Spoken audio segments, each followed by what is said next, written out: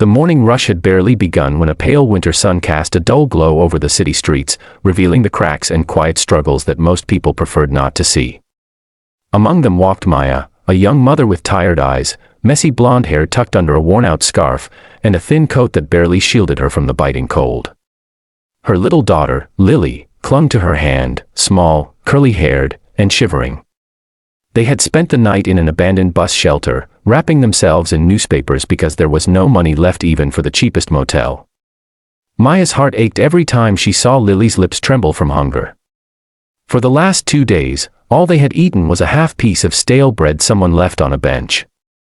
Maya wasn't begging for herself anymore, she was begging for the tiny life who trusted her completely.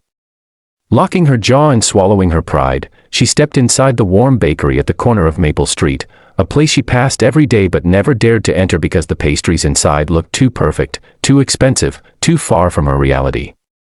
The sweet smell of fresh bread hit her instantly, cakes with whipped cream and cherries glistened under the glass display, golden brown croissants lay in neat rows, everything looked like heaven compared to the hunger twisting inside her. She approached the counter slowly, trying not to draw attention to the fact that her clothing was torn and her shoes had holes in them.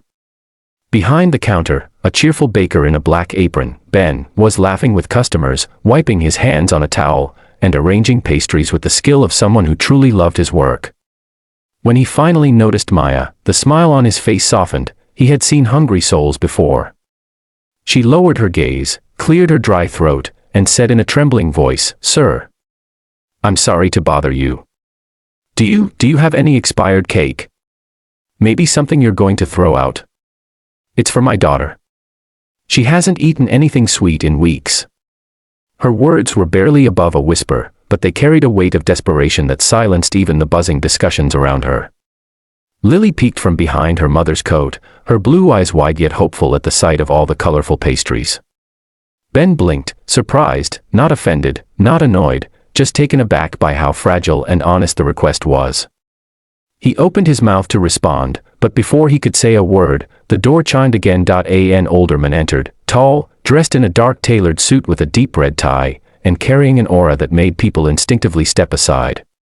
His name was Victor Hale, though few recognized him. He was a quiet billionaire who avoided cameras, avoided fame, avoided everything except work and silence. For years, he had built companies, bought properties, and expanded empires, but after losing his wife, he stopped noticing life around him. His days were full of meetings, his nights full of empty rooms. He had entered the bakery only because his car had broken down nearby, and he needed a moment to warm his hands. But the moment he stepped inside, he heard Maya's trembling voice, and something inside him, something buried for years, stopped. He positioned himself near the back, pretending to look at the pastries, but his ears were sharply tuned to the conversation at the counter. Maya repeated softly, "Please, anything you were going to throw away. Just a small piece.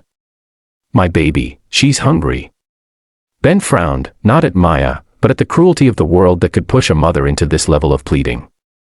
"We don't throw food away here," he said gently. "But we also don't give expired cakes to children." Maya's face fell, she slowly nodded, expecting him to turn her away. "Instead," he added, "because I'd rather give you something fresh." Her head shot up, eyes widening as Ben brought out a small cake topped with whipped cream and fresh berries, the kind of cake Lily had been staring at since she walked in. Maya panicked, shaking her head. No, sir, I can't afford that. Please don't misunderstand. I wasn't asking for, it's okay," Ben cut in with a warm smile. "Let me do this for her." Lily's tiny hand squeezed Maya's, her hungry eyes glued to the cake. But before Ben could hand it over, Victor's deep voice echoed through the shop.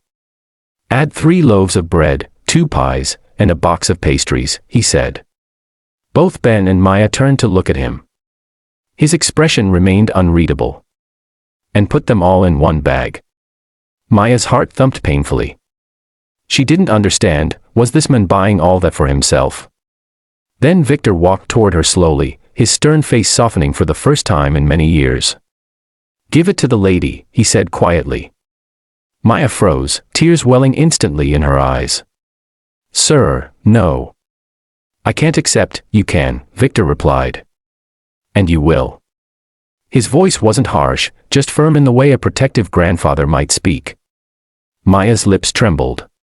Why would you help us, a stranger? Victor took a slow breath, memories flickering through his mind. Because I once watched someone I loved starve emotionally while I was too busy to notice. I won't watch it happen again, not to anyone. A tear slipped down Maya's cheek.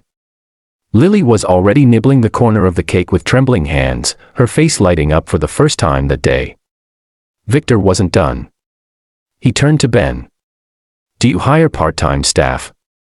Ben nodded carefully. Yes, but hire her, Victor said. I'll cover her first 2 months' wages. Maya gasped. Sir, please. I've been looking for work, but nobody, she choked up, unable to speak.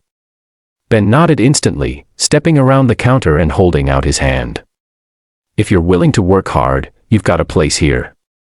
Maya covered her mouth, overwhelmed. Lily wrapped her arms around her mother's leg, smiling with crumbs on her cheeks. Victor gently placed his warm gloved hand on Maya's shoulder. This isn't pity, he said softly. It's a chance. Take it, and make a new start. Maya nodded, tears flowing. I will. I promise I will.